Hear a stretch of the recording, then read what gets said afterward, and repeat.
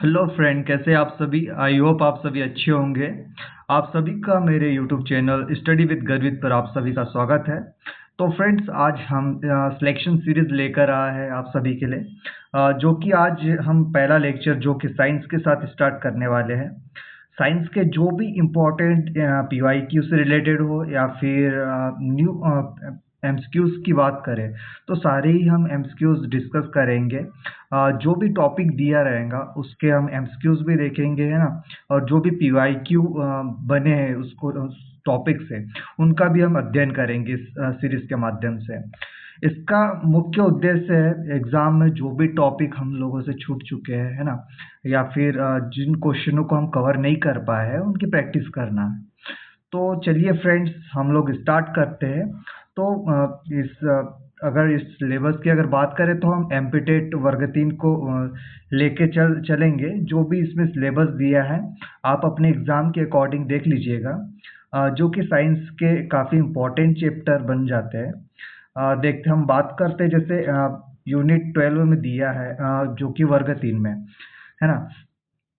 हम बात करें पुष्पीय पौधों की, है ना, या फिर जड़, तना, पत्ती, पुष्पीय पौधों, शारीरिकी, एक बीज पत्री वगैरह हो गया, द्विबीजपत्री की बात हो गई, है ना, ऊतक तंत्र हो गए, जड़ हो गया, तना हो गया, पत्ती हो गया, पुष्पक्रम की बात हो गई, है ना। जो भी बॉटनी के जो भी सब्जेक्ट टॉपिक्स यहाँ पे रहते हैं वो सारे ही हम एमसीक्यू के माध्यम से डिस्कस करेंगे।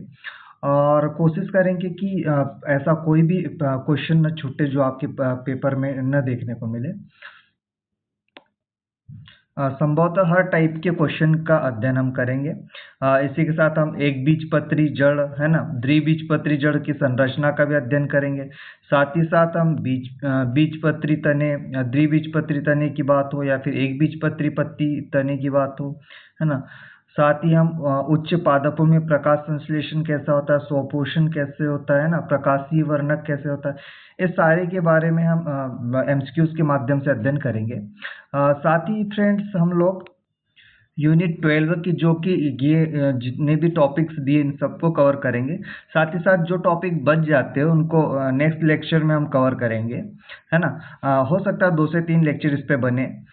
तो सारे को इस टाइप के क्वेश्चन हम इस सीरीज के माध्यम से कवर करेंगे, है ना। मुझे उम्मीद है कि यही से आप लोगों को सारे प्रश्न देखने को मिले आपके एग्जाम में। ऐसे साथी जिन लोगों ने अन्य प्लेटफॉर्म से भी अध्ययन किया है थ्योरी के रूप में, तो वो इस सीरीज के माध्यम से अच्छी खासी प्रैक्टिस कर सकते हैं, है ना। काफ़ी बेनिफिशियल होगा आपके एग्जाम के ओरिएंट से, है ना। हर टाइप के क्वेश्चन को कवर करने की कोशिश करेंगे इस सीरीज के माध्यम से हम लोग। तो चलिए फ्रेंड्स, हम बिना देर किए ना, जो कि टाइम काफ़ी इम्पोर्टेंट है आज के डेट में हमारे लिए, काफ़ी कम दिनों का समय बचा है, तो हम इस प्रकार से 30 दिन बचे हैं, 30 से 31 दिन, है ना। तो इस टाइप से हम 30 मैराथन करके सारे ही टॉपिक्स को क्लियर करने की कोशिश करेंगे। तो चलिए फ्रेंड्स, हम इस सीरीज को स्टार्ट करते हैं ना, बिना किसी देर के। और साथ ही जो भी हमारे अगर प्लेटफॉर्म पे नए नए आए हुए हैं, है ना, नए सदस्य आए हुए हैं, उनसे रिक्वेस्ट है कि चैनल को सब्सक्राइब करें, लाइक करें और साथ ही साथ अपने साथियों के साथ में इसे शेयर करने की कोशिश करिएगा, है ना। और ये एग्जाम जो जो भी टॉपिक्स हम लोगों ने लिए अधिकतर एग्जामों में यहाँ से बनते हैं, तो ये सभी एग्जामों के लिए यहाँ से काफ़ी इंपॉर्टेंट क्वेश्चन हो जाएंगे आप लोगों के लिए। चाहे वो एमपीएसबी के कोई भी एग्जाम हो, चाहे कांस्टेबल की बात हो, है ना, एक्साइज कांस्टेबल की बात हो, है ना, चाहे एसएससी की बात हो, तो सारे ही एग्जामों में यहाँ से क्वेश्चन देखने को मिलते हैं। तो चलिए फ्रेंड्स, हम पहला क्वेश्चन देखते हैं हमारा आज का। क्वेश्चन नंबर 1 देखते हैं, जड़ का प्राथमिक कार्य क्या है। सभी लोग आंसर देने की कोशिश करिएगा और लास्ट में जो भी कमेंट सेक्शन में आप रिप्लाई कर दीजिएगा आपका स्कोर, है ना, तो इससे आपकी प्रैक्टिस और भी अच्छे से हो पाएंगी, है ना। तो चलिए फ्रेंड्स, इसका राइट आंसर हो जाएगा ऑप्शन बी, जल खनिजों का अवशोषण के द्वारा, है ना। तो हम देखते हैं फ्रेंड्स, जड़ें जो कि मिट्टी से जल या खनिज लवण लेकर आती है और वही पौधों को क्या करती है, वृद्धि करने में सहायक होती है ना। अगर हम वही बात करें प्रकाश संश्लेषण की, तो ये कहाँ देखने, हरी पत्तियों में देखने को मिलता है, जो कि क्लोरोफिल द्वारा होता है। प्रजनन की अगर हम बात करें तो ये क्या होता है फ्रेंड्स, ये पौधों की जड़ों जड़ों में देखने को मिलता है, जो कि शाकीय प्रजनन करती है ना। परागण की अगर बात करें तो हम परागण फूलों में देखने को मिलता है। चलिए फ्रेंड्स अगले क्वेश्चन की ओर। ये सारे टॉपिक मतलब जो भी अपन ने ऑप्शन देखे हैं यहाँ पे, इनको ध्यान रखने की कोशिश करिएगा कि किससे क्या होता है। जैसे हमने परागण की बात की, तो इसमें फूलों में होता है ना, फूलों से परागण की क्रिया होती है। आप लोगों ने अगर थ्योरी के माध्यम से इसे देखा हो तो आप अच्छे से समझ पाओगे। गाजर किस प्रकार की जड़ है? एमपी टेट वर्ग 3 का क्वेश्चन है ना ये, ध्यान रखिएगा, काफी इंपॉर्टेंट क्वेश्चन हो जाता है। तो इसका राइट आंसर हो जाएगा दोस्तों ऑप्शन सी, संग्राही जड़। संग्राही जड़ की अगर बात करें तो ये हमारा वृक्ष हो जाता है ना। और जो एक मेन जड़ होती है वो क्या होती है, हमारी मुख्य जड़ होती है ना, जो कि संग्राही जड़ कहते हैं ना। उसकी अन्य जड़ें भी हमें देखने को मिलती है, जो छोटी छोटी जड़ें हमें देखने को मिलती है। इसके उदाहरण की अगर बात करें तो हमें गाजर है ना, गाजर में देखने को मिलता है। मूली की बात कर लो है ना, साथ ही साथ चुकंदर में भी देखने को मिलता है। इस तरह से फ्रेंड काफ़ी इंपॉर्टेंट हो जाती है। संग्राही जड़ जो कि हमने पिछले क्वेश्चन बात की, जैसे जल खनिज आदि का भी अवशोषण करने के कार्य करती है। यही पौधे की वृद्धि में भी सहायक होती है। चलते फ्रेंड अगले क्वेश्चन की ओर। क्वेश्चन नंबर 3 देखेंगे। श्वसन मूल किस पौधों में पाई जाती है? इसका राइट आंसर हो जाएगा दोस्तों ऑप्शन डी, जूही, जो कि मैंग्रोव कहलाते हैं। अक्सर आपने देखे होंगे मैंग्रोव साइड पे, जहाँ पे जो पौधे होते हैं इसकी जड़ें ऊपर की ओर आ जाती है ना, फर्स्ट से ऊपर की ओर आ जाती है। ऊपर आने का यही कारण होता है कि जो ऑक्सीजन की भी पूर्ति करती है ना। इसमें छोटे छोटे छिद्र होते हैं जिसके माध्यम से ऑक्सीजन की पूर्ति करती है इसमें। यह अधिकतर दलदली क्षेत्रों में हमें देखने को मिलती है। चलते अगले क्वेश्चन की ओर। बात करें आलू किस प्रकार का तना रूपांतरण है? काफी इंपॉर्टेंट, जो कि प्रीवियस ईयर क्वेश्चन एमपीटेट वर्ग 2 में पूछा गया था, 2023 में देखने को मिला था है ना। तो क्या हो जाएगा फ्रेंड इसका राइट आंसर? इसका राइट आंसर हो जाएगा ऑप्शन ए, कंद। जो कि आलू में जो तना होता है वह कंद रूप में पाया जाता है ना। कंद रूप की अगर और भी एग्जाम्पल की अगर बात करें तो हमें चुकंदर है ना, साथ ही साथ शकरकंद, चुकंदर शकरकंद हमें देखने को मिलता है। इसके साथ ही हम अगर बल्ब की बात करें, बल्ब जो कि प्याज व लहसुन का जो बल्ब तना रूप होता है ना, प्याज और लहसुन का, प्याज और लहसुन का यह तना रूप होता है।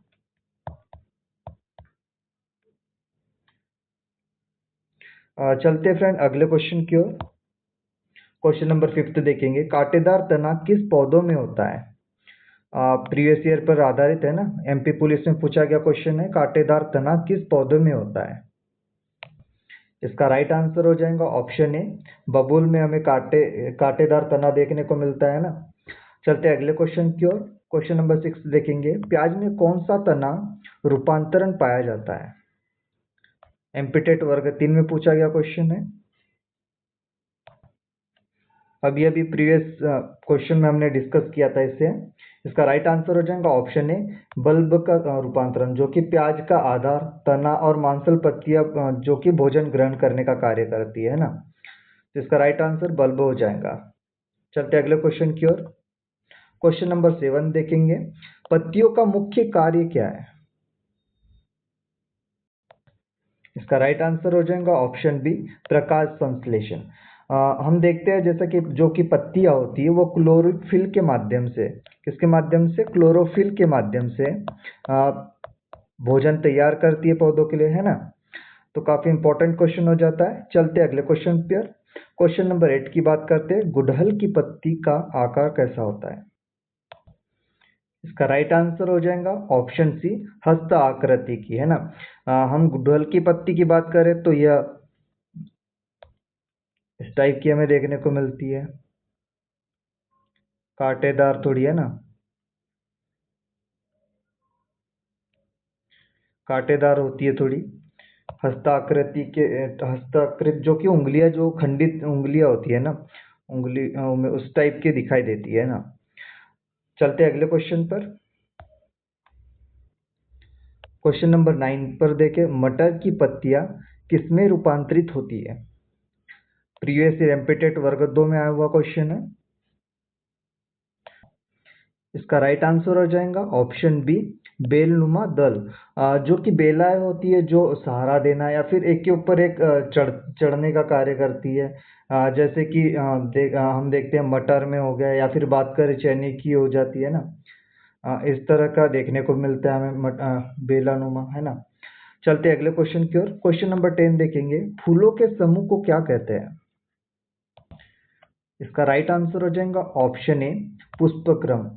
हम पुष्पक्रम जो कि फूलों के समूह को कहते हैं ना। पुष्पक्रम क्रम की अगर बात करें तो जिसमें फूल एक विशेष क्रम में होते हैं ना, या फिर समूह में लगे होते हैं। इसमें बात करें तो एकल फूल भी हो सकते हैं या सामूहिक फूल भी हो सकते हैं, है ना। अगर पुष्पक्रम की बात करें तो इसमें फूलों के परागण की भी क्रिया देखने को मिलती है, साथ साथ इसमें बीज उत्पादन में भी मददगार होता है पुष्पक्रम। चलते फ्रेंड अगले क्वेश्चन पर। क्वेश्चन नंबर 11 देखेंगे, सूरजमुखी किस प्रकार का पुष्पक्रम है? राइट आंसर हो जाएगा ऑप्शन बी, कंटक। कंटक की अगर हम बात करें अगर सूरजमुखी की, तो यह कंटक पुष्पक्रम होता है। कंटक पुष्पक्रम जो कि अगर सूरजमुखी की अगर बात करें तो यह कई फूलों का समूह होता है। सूरजमुखी वास्तव में क्या एक बड़ा फूल नहीं होता, यह कई छोटे छोटे फूलों से मिलकर बना होता है ना। जिसके अगर बीज सेंटर की अगर बात करें तो इसमें छोटे फूल होते हैं ना। साथ ही साथ किनारे पर हमें बड़े फूल देखने को मिलते हैं ना। और रंगीन नारी फूल भी हमें देखने को मिलते हैं। साथ ऐसा लगता है मानो कि एक ही फूल हो, है ना। पूरे समूह को देखने पर ऐसा लगता है कि एक ही फूल है, बल्कि इसमें सैकड़ों फूलों का समूह होता है। इस तरह से साथियों इसका राइट आंसर कंटक हो जाता है ना। बात करते हैं हम क्वेश्चन 12 की, केला किस पुष्पक्रम से बनता है? राइट आंसर हो जाएगा इसका ऑप्शन बी, स्पेडिक्स। स्पेडिक्स की बात करते तो यह वह पुष्पक्रम है जिसमें क्या होता है कि मोटे जो उसका तना हो गया है मोटा, और मांसल तना होता है, बहुत ज़्यादा मांस उस पे, यानी कि मोटा होता है कुल मिला के, है ना। तना हमें देखने को मिलता है। साथ ही साथ इसमें क्या होता है कि इसमें छोटे फूल देखने को मिलते हैं। इतना मोटा तना होने के बावजूद हमें इस पे छोटे फूल लगे हुए देखने को मिलते हैं। और उसमें ऊपर से नीचे तक हमें फूल खिलते हुए दिखाई देते हैं। साथ ही जो बड़े ब्रेकट्स जो होते हैं वो क्या करते हैं कि फूलों को ढकने का कार्य करता है। जिससे क्या होता है कि जो फूलों का जो पूरा क्लस्टर होता है वो एक ही संरचना में हमें दिखाई देता है। तो इस तरह से फ्रेंड इसका right answer option B, spadix हो जाएगा। चलते अगले क्वेश्चन पर। क्वेश्चन नंबर 13 देखेंगे, पुष्प का उर्वरक अंग कौन सा है? इसका राइट आंसर हो जाएगा ऑप्शन सी, पुंकेसर और स्त्रीकेसर। यह जो कि पुष्प के उर्वरक अंग होते हैं, है ना।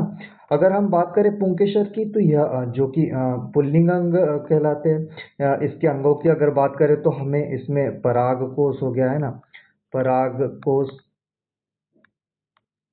परागकोश और फिलामेंट देखने को मिलते हैं, जिसे कि डंठल भी कहते हैं ना, डंठल। परागकोश की बात करें तो इसमें परागकण हमें बनते हुए दिखाई देते हैं। और डंठल की अगर बात करें तो यह परागकोश को पुष्प में सहारा देने के कार्य करते हैं ना, सहारे का कार्य करते हैं। अगर हम बात करें परागकण की तो ये क्या करते हैं, इसका कार्य क्या होता है पुंकेसर का, जो कि परागकण को तैयार करना और स्त्री अंग तक पहुंचाने का कार्य करता है। और वही स्त्रीकेसर की बात करें तो ये स्त्रीलिंग अंग होते हैं ना, जिसमें 3 अंग देखने को मिलते हैं, जैसे कि स्टिग्मा जो कि स्त्रीकेसर सीरा देखने को मिलता है। साथ ही साथ इसमें स्त्रीकेसर तना देखने को मिलता है ना। और साथ ही हमें इसमें अंडाशय देखने को मिलता है, जिसमें अंडाणु बनते हैं ना। निषेचन के बाद क्या होता है, इसमें बीज बनने लगते हैं। तो इस तरह से काफ़ी इंपॉर्टेंट हो जाता है यह टॉपिक आप लोगों के लिए। तो इसका राइट आंसर हो जाएगा ऑप्शन सी। चलते अगले क्वेश्चन पर। क्वेश्चन नंबर 14 देखेंगे। पुष्प पौधों का संशोधित तना है, यह कथन क्या है?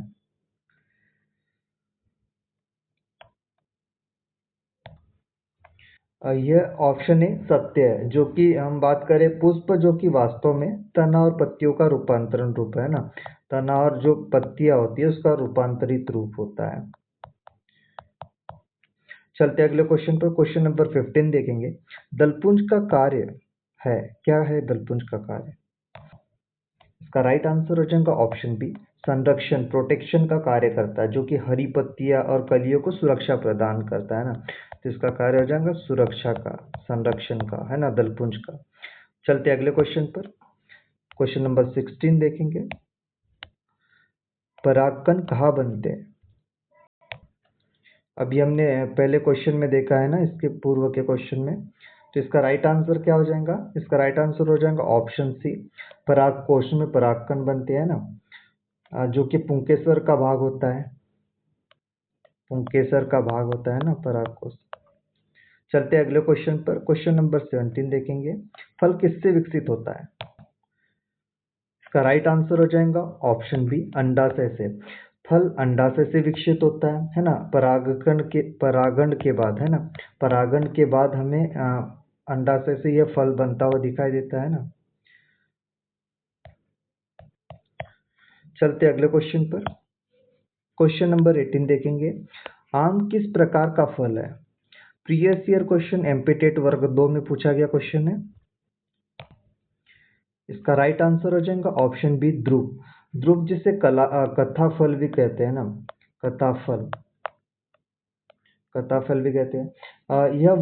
यह वह श्रेणी है जिसमें जो कि जिसकी बाहरी जो परत होती है वो या एक तो नरम होती है ना, बाहरी परत नरम, या फिर क्या होंगी, पतली होती है। और मध्य की परत की बात करें तो इसमें क्या होता है, गूदा होता है ना, गूदा युक्त होती है। और भीतर की जो परत होती है वो क्या होती है, कठोर होती है। हम अगर इसकी बात करें तो इसमें हमें आम देखने को मिलता है ना, आम तो ही है, साथ साथ में हमें नारियल देखने को मिलता है। इसी के साथ हमें चेरी भी देखने को मिलती है ना, इस श्रेणी की में, ध्रुव श्रेणी में हमें। तो इस तरह से काफ़ी इंपॉर्टेंट हो जाता है ये क्वेश्चन आप लोगों के लिए। चलते अगले क्वेश्चन पर। क्वेश्चन 19 देखेंगे। सरसों का फल कहलाता है। प्रीवियस ईयर एमपीटेट वर्ग 3 में पूछा गया क्वेश्चन है। इसका राइट आंसर हो जाएगा ऑप्शन सी, स्लीकवा। अगर हम स्लीकवा की बात करें तो यह वह फल है जो कि क्या होता है, लंबा भी होता है, साथ में यह पतला और सूखा होता है ना। लंबा, साथ में सूखा और पतला हमें दिखाई देता है। इसकी विशेषताओं की बात करें तो यह दो तरफ से फटता है ना, दो तरफ से फटने का भी इसमें गुण देखने को मिलता है। साथ ही साथ यह जो बीज जो होते हैं इसके बीच में रहते हैं। उदाहरण की बात करें इसमें हमें कई उदाहरण देखने को मिलते हैं, जैसे सरसों हो गया है ना। साथ ही हमें हरी जो मटर होती है वो देखने को मिलती है, अरहर हमें देखने को मिलती है। ये इसके उदाहरण हो जाते हैं ना। चलते अगले क्वेश्चन पर। क्वेश्चन 20 देखेंगे। बीज किससे बनता है? इसका राइट आंसर हो जाएगा फ्रेंड्स ऑप्शन बी, बीजांड। जो कि निषेचन के बाद हमें बीजांड बीज बनाता है ना, निषेचन जब होता है उसके बाद ही बीज बनता है। चलते अगले क्वेश्चन पर। क्वेश्चन नंबर 21 देखेंगे। मूंगफली किस प्रकार का बीज है? इसका राइट आंसर हो जाएगा ऑप्शन बी, द्विबीजपत्री। अगर फ्रेंड हम एक बीजपत्री और द्विबीजपत्री की बात करें तो इसके कुछ एग्जाम्पल अगर देखते हैं हम लोग। एक बीजपत्री की बात करें तो इसमें एक ही पत्ती होती है। एक पत्ती से तात्पर्य क्या कि इसमें जो वृक्ष होता है, जैसे मान लो केले का है, तो इसमें क्या होता है कि एक ऐसी पत्ती गई है ना, एक ऐसी पत्ती गई है। वही अगर द्विबीजपत्री के अगर एग्जाम्पल की बात करें तो इसमें एक टहनी जाएंगी, फिर यहाँ पे कुछ पत्तियाँ होंगी ना, फिर यहाँ कुछ पत्तियाँ होंगी, फिर आगे की तरफ और कुछ पत्तियाँ होंगी। तो इस तरह से इसमें अनगिनत पत्तियाँ देखने को मिलती है ना। दो पत्तियाँ होती है ना अलग अलग, इसमें एक बीजपत्री में एक ही पत्ती दिखाई देती है। साथ ही हम दूसरे वे में इसको लर्न करने की बात करते हैं, इसमें जो बीज होता है मान लो अगर धान का बीज है, अगर उसको बीज से अगर काट रहे हैं तो बराबर भागों में नहीं बंटता है ना।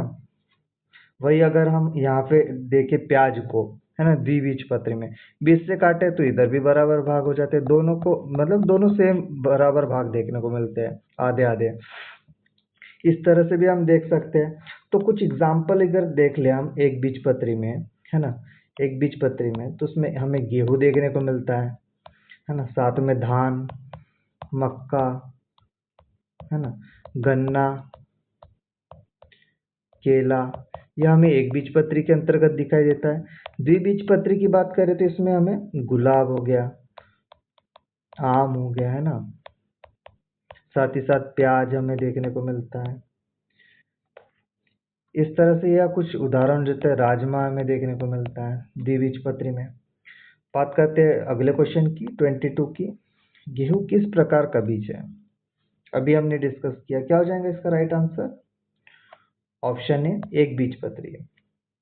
चलते अगले क्वेश्चन पर। क्वेश्चन नंबर 23, बीज का कौन सा भाग भोजन संग्रह करता है? इसका राइट आंसर हो जाएगा फ्रेंड्स ऑप्शन सी बीजपत्र। बीजपत्र जो कि भोजन संग्रह का कार्य करता है ना। जब अंकुरण के समय जब पौधे होते हैं तो उन्हें क्या करता है, ये पोषण देने का कार्य करता है। इसके अंतर्गत हमें द्विबीजपत्री में हमें देखने को मिलता है अधिकतर जो कि भोजन संग्रह और पोषण प्रदान करने का कार्य करता है बीजपत्र। चलते हैं अगले क्वेश्चन पर। क्वेश्चन नंबर 24 देखेंगे। अंकुरण के समय सबसे पहले क्या निकलता है? इसका राइट आंसर हो जाएगा ऑप्शन बी जड़ें जो निकलती है, जो कि सबसे पहले मिट्टी में प्रवेश करती है ना अंकुरण के समय। वही हमें पौधे की वृद्धि में भी सहायक होती है। फिर आगे चलते हैं अगले क्वेश्चन पर। क्वेश्चन नंबर 25 देखेंगे। प्याज में भोजन किसमें संग्रहित होता है? इसका राइट आंसर हो जाएगा फ्रेंड्स ऑप्शन बी पत्तियों में। जो प्याज में जो भोजन होता है वो पत्तियों के माध्यम से संग्रहित होता है ना, जो कि मांसल पत्तियां होती है जो भोजन संग्रह करने का कार्य करती है। चलते अगले क्वेश्चन पर। क्वेश्चन नंबर 26 की बात करें तो वृक्ष का हृदय काष्ठ का क्या कार्य है? इसका राइट आंसर हो जाएगा ऑप्शन सी यांत्रिक सहारा, जो कि जो कठोर पौधों को मजबूती देने का कार्य करता है ना, मैकेनिकल सपोर्टिव सिस्टम कहलाता है इसे। चलते अगले क्वेश्चन पर। पुष्पीय पौधों में युग्मनज कहाँ बनता है? इसका राइट आंसर हो जाएगा साथियों ऑप्शन डी बीजांड में हमें देखने को मिलता है ना, जो कि अंडाणु और शुक्राणु के संलयन की जो क्रिया होती है उसके बाद हमें युग्मनज बनता हुआ दिखाई देता है ना। काफी इंपॉर्टेंट क्वेश्चन हो जाते हैं यहाँ से। मुझे उम्मीद है कि आप सभी मुझसे पहले आंसर देने की कोशिश कर रहे होंगे। सो फ्रेंड, अगर आपको अगर आंसर पता है तो आप कमेंट सेक्शन में क्वेश्चन का आंसर दे दीजिएगा। चलते हैं अगले क्वेश्चन पर। क्वेश्चन नंबर 28 देखेंगे। बीज का बाहरी आवरण क्या कहलाता है? जो कि क्वेश्चन एमपीटेट वर्ग 2 में पूछा गया क्वेश्चन है। काफी इंपॉर्टेंट क्वेश्चन हो जाता है तो इसका राइट आंसर क्या हो जाएगा दोस्तों? इसका राइट आंसर हो जाएगा ऑप्शन सी बीज आवरण, है ना। जो कि सुरक्षा और बाहरी आवरण के लिए देखने को मिलता है हमें बीज आवरण, है ना, सुरक्षा की दृष्टि से। चलते अगले क्वेश्चन की ओर। क्वेश्चन नंबर 29 देखेंगे। सोयाबीन किस प्रकार का बीज है? एमपीटेट वर्ग 2 का क्वेश्चन ही है। इसका राइट आंसर हो जाएगा ऑप्शन बी डाइकोट। डाइकोट जो कि जिसे द्विबीजपत्री भी कहते हैं ना, तो परीक्षा में अधिकतर पूछ लिया जाएगा आपसे, है ना, इस टाइप का शब्द पूछ लिया जाएगा तो चिंतित ना होइएगा। डाइकोट को ही द्विबीजपत्री कहते हैं ना, द्विबीजपत्री बीज। चलते अगले क्वेश्चन पर। क्वेश्चन नंबर 30 देखेंगे। धान का बीज किस प्रकार का है? हम लोगों ने पिछले क्वेश्चनों में डिस्कस किया था, जो कि यहाँ इसका राइट आंसर आप लोगों को पता होगा। इसका राइट आंसर ऑप्शन बी हो जाएगा एक बीजपत्री, है ना। चलते अगले क्वेश्चन पर। क्वेश्चन नंबर 31 देखेंगे। जड़ों का मुख्य कार्य क्या है? इसका राइट आंसर हो जाएगा ऑप्शन बी, जल व खनिज का अवशोषण, जो कि हमने पहले डिस्कस किया था, है ना, जड़ों का मुख्य कार्य।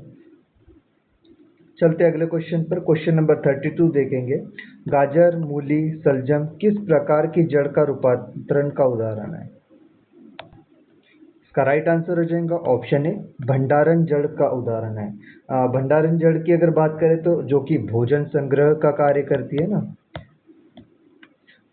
जो कि हमें गाजर, मूली, सलजम आदि पोषक तत्व अधिक मात्रा में मिलते हैं इनमें।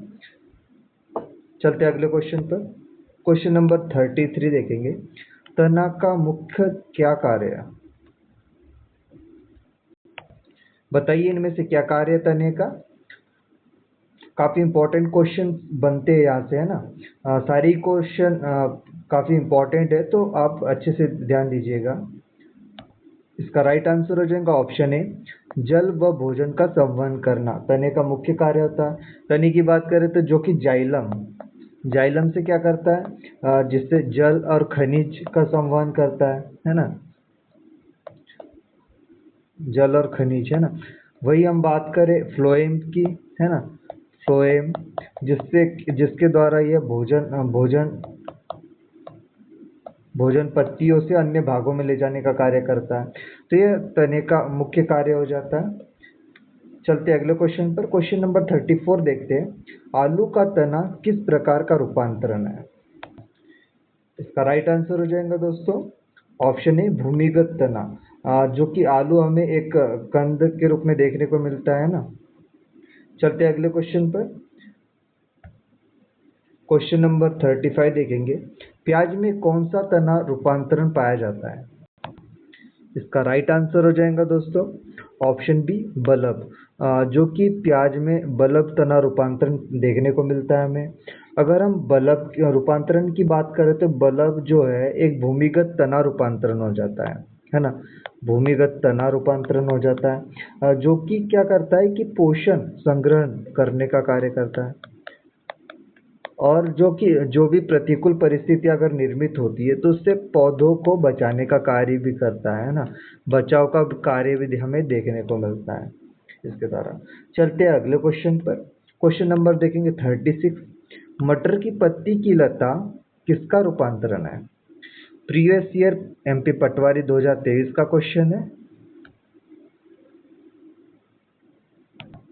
इसका राइट आंसर हो जाएगा दोस्तों ऑप्शन ए, पत्ती का रूपांतरण हमें देखने को मिलता है ना, मटर की पत्ती की लता।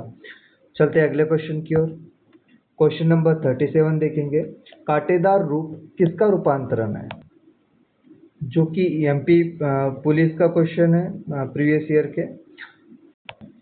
इसका राइट आंसर हो जाएगा ऑप्शन बी, तने का रूपांतरण है। जो कांटेदार रूप होता है तने का रूपांतरण होता है।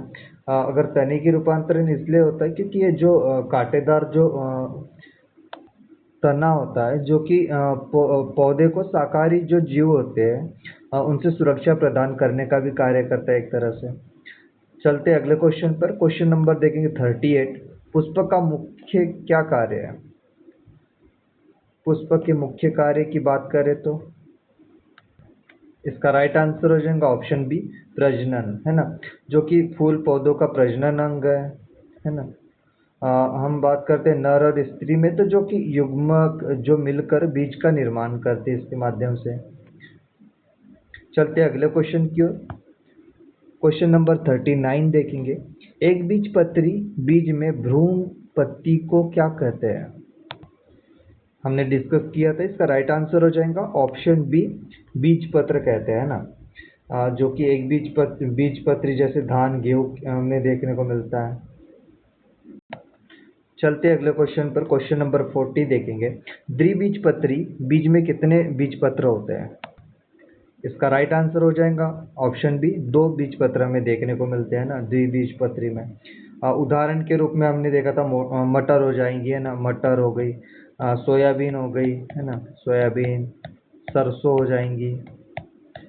तो ये सारी द्विबीजपत्री के उदाहरण देखने को मिलते हैं। चलते अगले क्वेश्चन की ओर। तो ये 40 की बात करें क्वेश्चन नंबर, तो ये संविदा शिक्षक में देखने को मिलता है हमें, प्रीवियस ईयर का क्वेश्चन है। काफ़ी इम्पोर्टेंट क्वेश्चन यहाँ पे हम डिस्कस कर रहे हैं, जो कि प्रीवियस ईयर पर आधारित है कई क्वेश्चन, और कुछ नए पैटर्न पर आधारित हम लोगों ने लिए गए इससे एनसीईआरटी से। क्वेश्चन नंबर 41 देखेंगे तो इसमें मक्का किसका उदाहरण है। साथियों, सारे ही टाइप के क्वेश्चन आप देख रहे होंगे क्वेश्चनों में, है ना, हर टाइप के क्वेश्चन आप लोगों को दिखाई देंगे सीरीज में। तो इसका राइट आंसर क्या हो जाएगा दोस्तों? इसका राइट आंसर हो जाएगा ऑप्शन ए, एक बीजपत्री का उदाहरण, है ना। जैसा कि हम लोगों ने पहले क्वेश्चन में थोड़ा डिस्कस किया था, एक बीजपत्री और द्विबीजपत्री के उदाहरणों के बारे में। चलते हैं अगले क्वेश्चन पर। क्वेश्चन नंबर देखेंगे 42। ऊतक की परिभाषा क्या है ना। बताइए ऊतक की क्या परिभाषा होती है, इसमें क्या राइट आंसर हो जाएगा इसका? इसका राइट आंसर हो जाएगा दोस्तों ऑप्शन ए, समान कार्य करने वाली कोशिकाओं का समूह होता है। हम बात करें अगर जब समान कोशिकाएं मिलकर किसी कार्य को करती है, उसे ही क्या कहते हैं? ऊतक कहते हैं। तो इसमें अगर एग्जाम्पल की बात करें तो हम देखने को मिलता है, जैसे कि पादप हो गया, है ना। पादप में क्या जाइलम और फ्लोएम हमें देखने को मिलता है। जाइलम और फ्लोएम देखने को मिलते हैं। जाइलम की अगर बात करते हैं, जिसमें जल और खनिज का तनि के माध्यम से ये होता है ना, जल और खनिज का होता है। वही फ्लोएम की अगर बात करें तो इससे भोजन का परिवहन देखने को मिलता है तनि के माध्यम से। चलते हैं अगले क्वेश्चन पर। क्वेश्चन नंबर 43 देखेंगे। पादप ऊतक दो मुख्य प्रकार के होते हैं। कौन कौन से प्रकार के होते हैं बताइए दोस्तों। इसका राइट आंसर क्या हो जाएगा? दो प्रकारों के बारे में पूछा गया है, तो इसका राइट आंसर हो जाएगा दोस्तों स्थायी ऊतक और अस्थायी ऊतक। स्थायी ऊतक की बात करें तो इसे क्या कहते हैं, थोड़ा इसको बारे में हम समझ लेते हैं ना। स्थायी ऊतक की बात करें तो इसे अपीकल ऊतक भी कहते हैं ना। अस्थायी ऊतक को अपीकल ऊतक कहते हैं। परमानेंट वाले को इसको कहते हैं परमानेंट टिश्यू, ये होता है ना। ये दो प्रकार के होते हैं। स्थायी ऊतक जो होते हैं, जो दो प्रकार के होते हैं। स्थायी की बात कर रहे हैं ना। स्थायी ऊतक दो प्रकार के होते हैं। पहली बात करें तो इसमें सरल स्थायी ऊतक देखने को मिलते हैं, और दूसरे कौन से होते हैं? जटिल होते हैं। दूसरे होते हैं जटिल। सरल ऊतकों में अगर देखें तो इसमें पेरेकाइमा देखने को मिलता है ना। पेरेकाइमा देखने को मिलता है। दूसरा कोलेकाइमा देखने को मिलता है आप लोगों ने अगर थ्योरी में देखा होगा थोड़ा बहुत। और साथ ही साथ स्क्लेरेकाइमा देखने को मिलता है हमें सरल ऊतक के अंतर्गत। वही जटिल स्थायी ऊतक की बात करें तो इसमें जाइलम देखने को मिलता है, वही फ्लोएम देखने को मिलता है। जाइलम जो कि हमने जड़ से तने और पत्तियों के माध्यम से पानी और खनिज का परिवहन देखने को मिलता है, हमने पहले डिस्कस किया जाइलम के बारे में। वही फ्लोएम के बारे में भी हमने चर्चा की थी, जो कि पत्तियों से अन्य भागों तक भोजन परिवहन का कार्य करता है फ्लोएम। जटिल स्थायी ऊतक के अंतर्गत आते हैं ना। सरल स्थायी ऊतक में वही पेरेकाइमा जो कि भोजन संग्रहण का कार्य करता है ना, प्रकाश संश्लेषण का कार्य भी करता है पेरेकाइमा। कोलेकाइमा की बात करें तो यह लचीलापन और सहारा देने का कार्य करता है। स्क्लेरेकाइमा की बात करें तो यह कठोरता और मजबूती प्रदान करता है ना। स्थायी ऊतक की बात हो गई है ना। और वही अपन अस्थायी ऊतक की बात करें, जो कि मेस्टिमेटिक ऊतक होते हैं। मेस्टिमेटिक ऊतक, अस्थायी ऊतक जो कि मेस्टिमेटिक, इसे अपीकल ऊतक भी कहते हैं दोस्तों, है ना।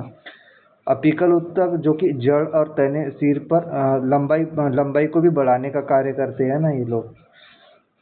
तो इस तरह से काफ़ी इम्पोर्टेंट हो जाती है आपके लिए स्थायी और अस्थायी ऊतक के बारे में जो देखे हम लोगों ने। चलते अगले क्वेश्चन पर। क्वेश्चन नंबर देखेंगे 44। जड़ शीर्ष पर किस प्रकार का ऊतक पाया जाता है? इसका राइट आंसर हो जाएगा ऑप्शन बी, विभाज्य ऊतक, जो कि मेरिस्टेमेटिक टिश्यू होता है। मेरिस्टेमेटिक टिश्यू क्या होते हैं, अभी हमने चर्चा की थी थोड़ी, जो कि लगातार विभाजित होते रहते हैं ना। जबकि स्थायी ऊतक क्या होते हैं, विशेष प्रकार के जो कि बंद होते हैं ना। तो इसका राइट आंसर हो जाएगा ऑप्शन बी, विभाज्य ऊतक, जो कि विभाजित होकर लगातार जड़ की लंबाई बढ़ाते रहते हैं। अगले क्वेश्चन पर चलते हैं। क्वेश्चन नंबर 45 देखेंगे। जाइलम का मुख्य कार्य क्या है? अभी डिस्कस किया था दोस्तों।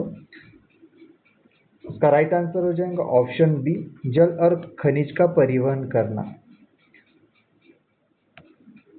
जो कि जड़ के माध्यम से जल और खनिज को ऊपर की ओर पहुंचाता है तने के माध्यम से, है ना, जड़ तने के माध्यम से।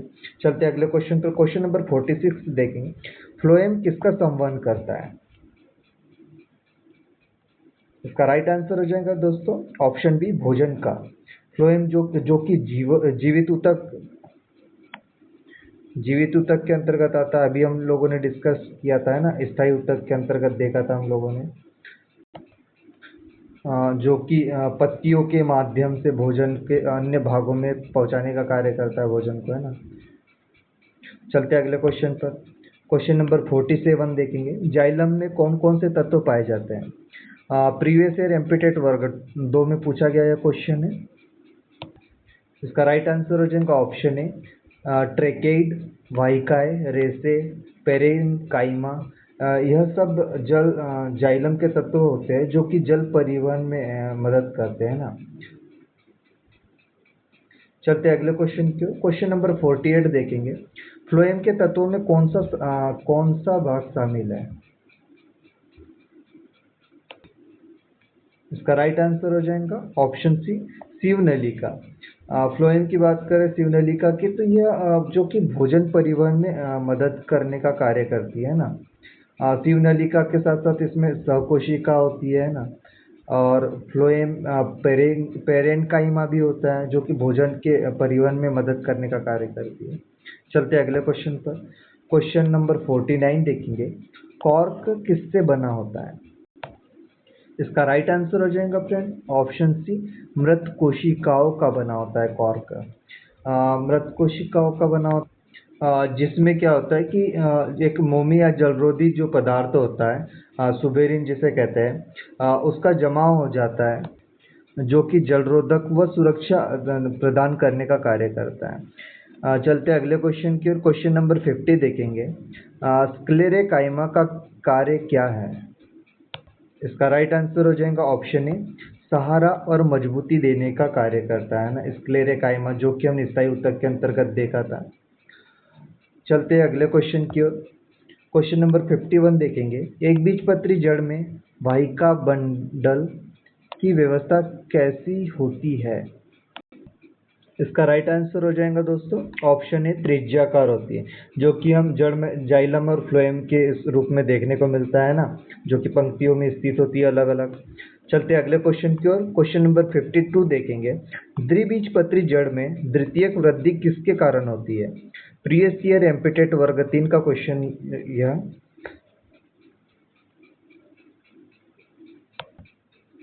इसका राइट आंसर हो जाएगा ऑप्शन ए, पेरीसाइकिल के कारण हमें इसमें द्वितीयक वृद्धि देखने को मिलती है ना।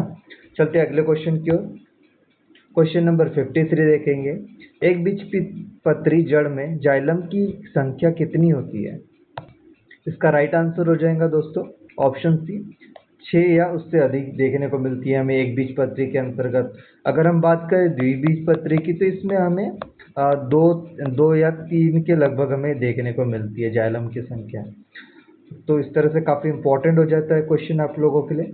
चलते अगले क्वेश्चन की ओर। क्वेश्चन नंबर देखेंगे 54। द्विबीजपत्री जड़ में एंडोडर्मिस कोशिका में कौन सा स्टार्च युक्त तत्व पाया जाता है? इसका राइट आंसर हो जाएगा ऑप्शन बी, स्टार्च सित कोशिकाएं, जो कि क्या करती, स्टार्च को संचित करने का कार्य करती है ना। चलते अगले क्वेश्चन की ओर। क्वेश्चन नंबर 55 देखेंगे। एक बीजपत्री जड़ में किस प्रकार की वृद्धि अनुपस्थित होती है?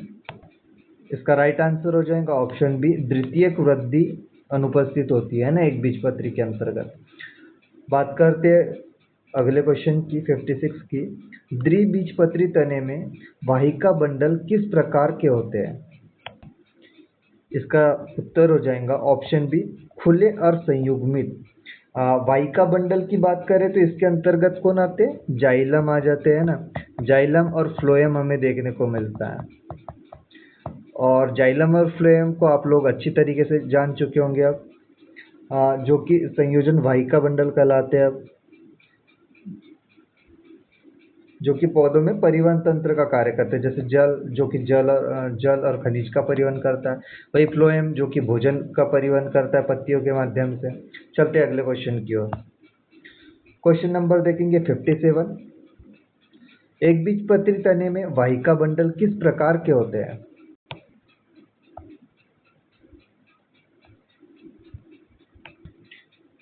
क्वेश्चन 57 देखेंगे, एक बीजपत्री तने में वाहिका बंडल किस प्रकार के होते हैं? इसका राइट आंसर क्या हो जाएगा? ऑप्शन बी, बंद और बिखरे हुए होते हैं। जैसा कि हमने बात की थी पिछले क्वेश्चन में द्विबीजपत्री वाहिका बंडल की, जो कि खुले हुए थे। तो यही हमें एक बीजपत्री में हमें बंद बिखरे हुए देखने को मिलते हैं ना। इसमें कोई निश्चित रिंग जैसी व्यवस्था नहीं होती है ना, जो कि द्विबीजपत्री में हमें देखने को मिली थी। चलते अगले क्वेश्चन पर। काफ़ी इंपॉर्टेंट क्वेश्चन था एमपी पुलिस 2017 का।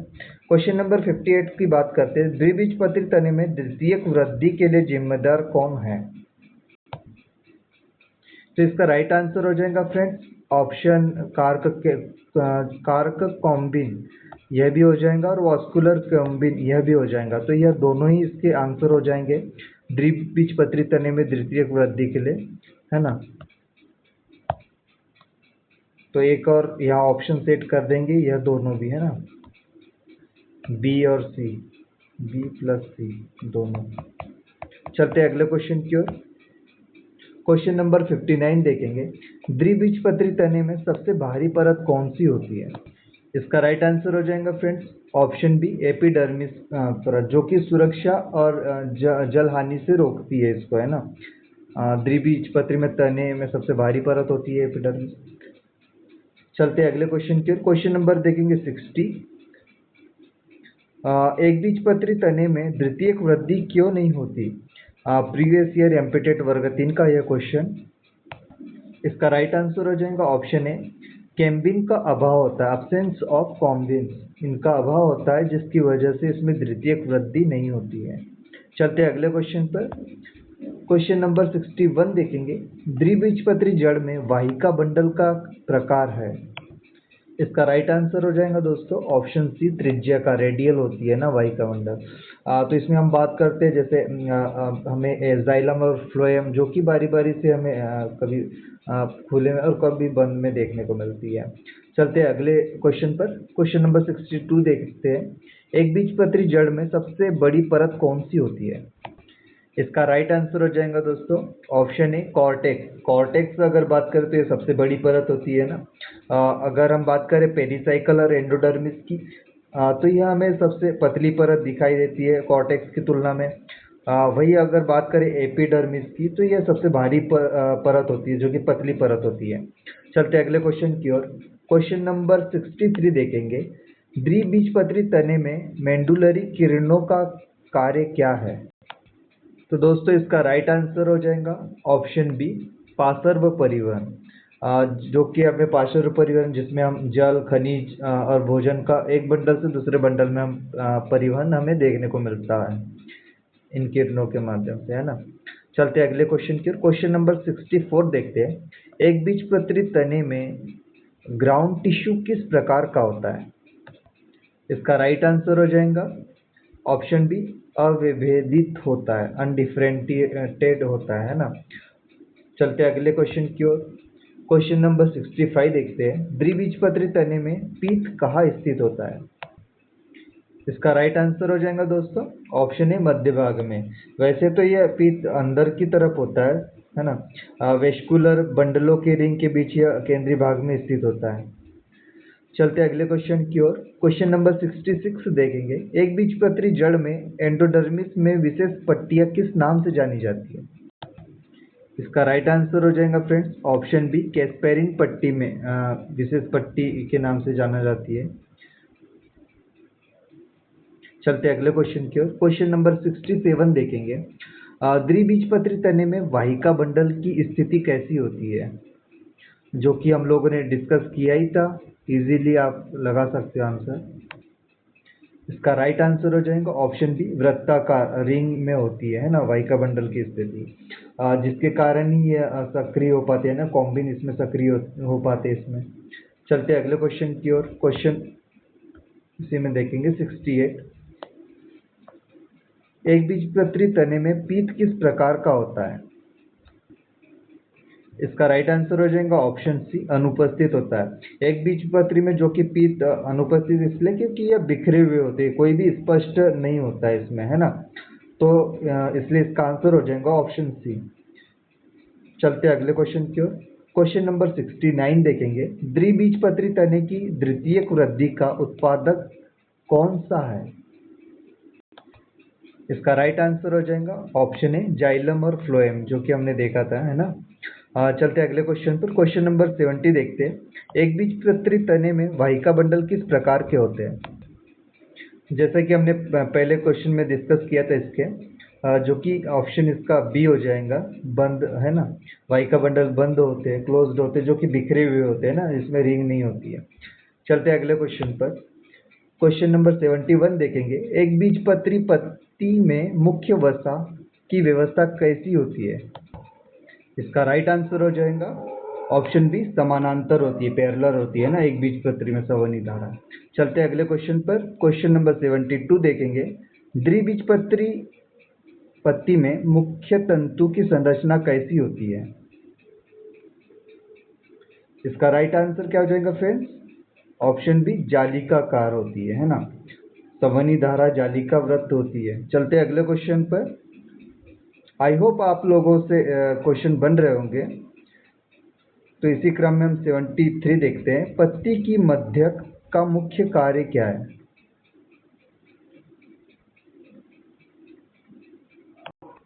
इसका राइट आंसर हो जाएगा दोस्तों ऑप्शन बी, पत्ते को सहारा देना और वाहिकाओं का मार्ग बनाना। इसका आंसर हो जाएगा, ये मुख्य कार्य है ना। वही हम बात करें इसमें, जैसे खाद, पानी आदि तत्व वाहिकाओं से पत्तियों में पहुंचाती है ये, है ना। चलते अगले क्वेश्चन पर। क्वेश्चन 74 देखते हैं। एक बीजपत्री और द्विबीजपत्री पत्ते में पार्श्व रंध्र की स्थिति में क्या अंतर है? इसका राइट आंसर हो जाएगा ऑप्शन ए, एक बीजपत्री में अधर रंध्र पंक्तिबद्ध, द्वितीय बीजपत्री में बेतरतीब होते हैं, रैंडम होते हैं ना। चलते अगले क्वेश्चन पर। क्वेश्चन नंबर 75 देखेंगे। द्वितीयक वृद्धि किस प्रकार के पौधों में अधिक होती है? इसका राइट आंसर हो जाएगा ऑप्शन बी, द्वितीयक बीजपत्री में हमें देखने को मिलती है, जिसमें कसाइलम और फ्लोएम की द्वितीयक वृद्धि अधिक देखने को मिलती है हमको, है ना, डिकोट्स के अंतर्गत। चलते अगले क्वेश्चन पर। क्वेश्चन नंबर 76 देखेंगे। पत्ती के प्रमुख ऊतक कौन कौन से होते हैं? इसका राइट आंसर हो जाएगा ऑप्शन ए, एपिडर्मिस, मेसोफिल और वास्कुलर बंडल होते हैं ना। जो कि पत्तियां मुख्यतः एपिडर्मिस हो गया है ना, मेसोफिल हो गया या फिर वास्कुलर बंडल से बनी होती है पत्तियां। चलते अगले क्वेश्चन पर। क्वेश्चन नंबर 77 देखेंगे। एक पत्ती में संपोजी मेसोफिल की कमी क्यों होती है? इसका राइट आंसर हो जाएगा फ्रेंड्स ऑप्शन सी, पत्ती पतली और समांतर नसों वाली होने का कारण। बात करें तो इसमें एक बीजपत्री पत्ती पतली और समांतर नसों वाली इसलिए होती है क्योंकि स्पोजी मोसिफिल कम होता है। चलते हैं दोस्तों अगले क्वेश्चन पर। क्वेश्चन नंबर 78 देखेंगे। द्विबीजपत्री में पर्ण के किनारों में क्या विशेषता होती है? इसका राइट आंसर हो जाएगा दोस्तों ऑप्शन सी, कई बार दांतेदार या फागदार देखने को मिलते हैं। तो इस तरह से हमारा आंसर सी हो जाएगा। चलते हैं अगले क्वेश्चन पर 79 पर। सेकेंडरी ग्रोथ में मुख्य रूप से कौन से ऊतक का निर्माण होता है? इसका राइट आंसर हो जाएगा फ्रेंड्स ऑप्शन बी, फ्लोएम और कसाइलम का निर्माण होता है उस ऊतक से, है ना। चलते अगले क्वेश्चन पर। क्वेश्चन नंबर 80 देखेंगे। एक बीजपत्री पत्ती में वास्कुलर बंडल किस प्रकार के होते हैं? इसका राइट आंसर हो जाएगा ऑप्शन बी, बंद प्रकार के, जो कि हम लोगों ने डिस्कस कर चुके हैं, है ना, वास्कुलर बंडल के बारे में। चलते अगले क्वेश्चन पर। क्वेश्चन नंबर 81 देखेंगे। कौन सा रंग कण प्रकाश को अवशोषित कर सूर्य के ऊर्जा को रासायनिक ऊर्जा में बदलता है? इसका राइट आंसर हो जाएगा ऑप्शन ए, क्लोरोफिल। क्लोरोफिल जो कि सूर्य की ऊर्जा को रासायनिक ऊर्जा में बदलने का कार्य करता है ना। चलते हैं अगले क्वेश्चन पर। 82 को देखेंगे। प्रकाश संश्लेषण की मुख्य साइट कौन सी है? MP पटवारी 2023 का ये क्वेश्चन। इसका राइट आंसर हो जाएगा ऑप्शन बी, पत्ती। पत्ती ही प्रकाश संश्लेषण का मुख्य रूप होता है ना। चलते अगले क्वेश्चन पर। 83 की बात करते हैं। स्वपोषी पोषण का सही उदाहरण कौन सा है? इसका राइट आंसर हो जाएगा ऑप्शन सी, पेड़, जो कि स्वपोषी पोषण करते हैं। चलते अगले क्वेश्चन पर। क्वेश्चन नंबर 84 देखेंगे। प्रकाश संश्लेषण में मुख्य रूप से कौन सी गैस इस्तेमाल होती है?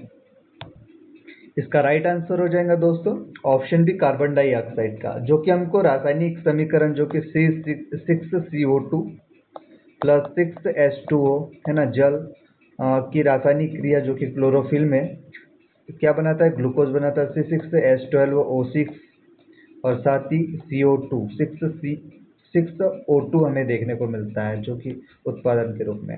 इस तरह से यह रासायनिक समीकरण पूर्ण होता है, जिसमें हमें आंसर के रूप में बी ऑप्शन देखने को मिलता है, कार्बन डाइऑक्साइड, है ना। चलते अगले क्वेश्चन पर। 85 की बात करते हैं। प्रकाश संश्लेषण का प्रकाश पर निर्भर भाग क्या कहलाता है? इसका राइट आंसर हो जाएगा ऑप्शन ए, प्रकाश आश्रित प्रतिक्रिया में, जो कि हमें प्रकाश की आवश्यकता देखने को मिलती है ना। चलते अगले क्वेश्चन पर। क्वेश्चन नंबर 86 देखते हैं। प्रकाश संश्लेषण की अंधकार आश्रित प्रक्रिया का प्रमुख उत्पाद क्या है? इसका राइट आंसर हो जाएगा दोस्तों ऑप्शन ए, ग्लूकोज। अंधकार मिश्रित प्रतिक्रिया में जो कि ग्लूकोज बनता है ना, C6, जो कि हमने देखा C6H12O6। चलते अगले क्वेश्चन पर। 87 की बात करें। प्रकाश संश्लेषण में प्रकाश ऊर्जा का रूपांतरण किसमें होता है? इसका राइट आंसर हो जाएगा ऑप्शन ए, रासायनिक ऊर्जा में, जो कि प्रकाश ऊर्जा रासायनिक ऊर्जा में बदलती दिखती है। चलते अगले क्वेश्चन पर। 88 की बात करें तो कौन सा रंग कण लाल और नीले प्रकाश को सबसे अधिक अवशोषित करता है? इसका राइट आंसर हो जाएगा ऑप्शन ए, क्लोरोफिल, जो कि लाल और नीले प्रकाश को अवशोषित करता है, अधिक, है ना। चलते अगले क्वेश्चन की ओर। क्वेश्चन नंबर 89 देखेंगे। प्रकाश संश्लेषण में ऑक्सीजन का उत्सर्जन मुख्यतः कब होता है? इसका राइट आंसर हो जाएगा दोस्तों ऑप्शन ए, प्रकाश आश्रित प्रतिक्रिया में निकलती है ना, ऑक्सीजन। चलते अगले क्वेश्चन पर। क्वेश्चन नंबर 90 देखेंगे। फ्लोरोसेंस प्रकाश क्या दर्शाता है? इसका राइट आंसर हो जाएगा ऑप्शन बी, ऊर्जा का उत्सर्जन दर्शाता है फ्लोरोसेंस प्रकाश। चलते अगले क्वेश्चन पर। क्वेश्चन नंबर 91 देखेंगे। कौन सा कारक प्रकाश संश्लेषण की दर बढ़ा सकता है? MP पुलिस 2023 का यह क्वेश्चन। इसका राइट आंसर हो जाएगा ऑप्शन ए, पर्याप्त प्रकाश, है ना। जो कि प्रकाश की तीव्रता होंगी तो अधिक सक्रिय होता है ना, और साथ ही साथ उसमें ग्लूकोज उत्पादन की दर भी बढ़ जाएंगी। चलते अगले क्वेश्चन पर। 92 को देखते हैं। प्रकाश संश्लेषण में मुख्य इलेक्ट्रॉन वाहक कौन सा है? इसका राइट आंसर हो जाएगा दोस्तों ऑप्शन ए, NADP+, है ना, नादप जिसे कहते हैं, जो कि एक वाहक से दूसरे वाहक तक इसका प्रवाहित होती है और ऊर्जा उत्पन्न होती है, जो कि ऊर्जा इसके माध्यम से उत्पन्न होती है। यह मुख्य रूप से जो कि ग्लूकोज निर्माण के लिए भी आवश्यक है ना। चलते अगले क्वेश्चन की ओर। क्वेश्चन नंबर 93 देखेंगे। अंधकार आश्रित प्रतिक्रिया किस चक्र से होती है? इसका राइट आंसर हो जाएगा दोस्तों ऑप्शन ए, केल्विन चक्र के कारण अंधकार आश्रित प्रतिक्रिया होती है। चलते अगले क्वेश्चन पर। क्वेश्चन नंबर 94 देखेंगे। क्लोरोफिल में कौन सा धातु केंद्र में होता है? इसका राइट आंसर हो जाएगा ऑप्शन ए, क्लोरोफिल के केंद्र में, जो कि मैग्नीशियम देखने को मिलता है हमें, है ना। चलते अगले क्वेश्चन की ओर। क्वेश्चन नंबर 95 देखेंगे। प्रकाश संश्लेषण की प्रक्रिया में ATP का निर्माण कहाँ होता है? इसका राइट आंसर हो जाएगा दोस्तों ऑप्शन ए, थाइलाकोइड झिल्ली में देखने को मिलता है हमें ATP का निर्माण। चलते अगले क्वेश्चन पर। क्वेश्चन नंबर 96 देखेंगे। प्रकाश संश्लेषण में फोटोलाइसिस में से क्या निकलता है? इसका राइट आंसर हो जाएगा ऑप्शन ए, ऑक्सीजन निकलता है ना फोटोलाइसिस से। चलते अगले क्वेश्चन पर 97 की बात करते हैं। कैरोटीन और जेक्सेथिन का मुख्य क्या कार्य है? इसका राइट आंसर हो जाएगा दोस्तों ऑप्शन ए, प्रकाश का अवशोषण करना और साथ ही क्लोरोफिल की सुरक्षा करना, यह इसका कार्य हो जाता है मुख्य। इसी तरह फ्रेंड चलते हैं अगले क्वेश्चन पर 98 की। प्रकाश संश्लेषण में कौन सा दो मुख्य चरण है? इसका राइट आंसर हो जाएगा ऑप्शन ए, प्रकाश आश्रित और अंधकार आश्रित, यह इसके दो मुख्य चरण हो जाते हैं। चलते हैं इसी के साथ अगले क्वेश्चन पर। क्वेश्चन नंबर देखेंगे 99। पौधों में प्रकाश संश्लेषण का मुख्य स्थल कौन सा अंग है? एमपीटेट वर्ग 3 का यह क्वेश्चन। इसका राइट आंसर हो जाएगा ऑप्शन ए, पत्तियां, जो कि प्रकाश संश्लेषण का मुख्य स्थल कहलाती है ना, जो कि भोजन निर्माण की भी क्रिया करती है ना, पत्तियां। चलते हैं अगले क्वेश्चन पर, जो कि हमारा अंतिम क्वेश्चन आज का। प्रकाश संश्लेषण के फास्फेटीकरण में मुख्य उद्देश्य क्या है? क्लोरोफिल स्पेक्ट्रम एनालिसिस में मुख्य उद्देश्य पूछा गया इसमें, है ना। बताइए दोस्तों क्या हो जाएगा इसका इसका आंसर। इसका आंसर हो जाएगा ऑप्शन ए, रंगकण की प्रकाश अवशोषण क्षमता ज्ञात करना। फास्फेटीकरण से हमें रंगकण की प्रकाश अवशोषण क्षमता ज्ञात होती है ना। तो इस तरह से फ्रेंड आज के हमारे यह 100 क्वेश्चन हो जाते हैं कंप्लीट। आई होप आप लोगों को काफ़ी अच्छा लगा होगा आज का लेक्चर। इस तरह से फ्रेंड हमारी ये सीरीज चलते रहेंगी कंटिन्यू, है ना। तो ये हमारे 100 क्वेश्चन रहते हैं आज के। काफ़ी इंपॉर्टेंट क्वेश्चन आपको आपके एग्ज़ाम में देखने को मिलेंगे आपकी शिफ्ट में। आप इसे एक दो बार रिवाइज कर लीजिएगा ताकि ध्यान रहे आप लोगों को सारे ही क्वेश्चन के ऑप्शंस भी। आई होप आप लोगों को क्वेश्चन का लेवल काफ़ी अच्छा लगा होगा। अदर क्वेश्चन भी हम लोगों ने इसमें सबमिट किए थे। इससे भी शानदार हम क्वेश्चन की सीरीज और लेके आएंगे अगले लेक्चर में। तो बने रहिएगा दोस्तों आप सभी। मिलते हैं अगले नए लेक्चर के साथ में, जो इसी टॉपिक पर अगले टॉपिक जो दिए गए हैं हमारे सिलेबस में उन पर आधारित रहेगा। तो चलिए दोस्तों, तब तक के रखिए अपना ध्यान। मिलते हैं नए लेक्चर के साथ में। थैंक यू वेरी मच, है ना, आप लोगों का। और जो भी हमारे फ्रेंड हमसे इस लेक्चर के माध्यम से जुड़े हैं उनसे रिक्वेस्ट है कि इस चैनल को लाइक करें, सब्सक्राइब करें चैनल को, और अपने साथियों के साथ इसे शेयर करिएगा। धन्यवाद।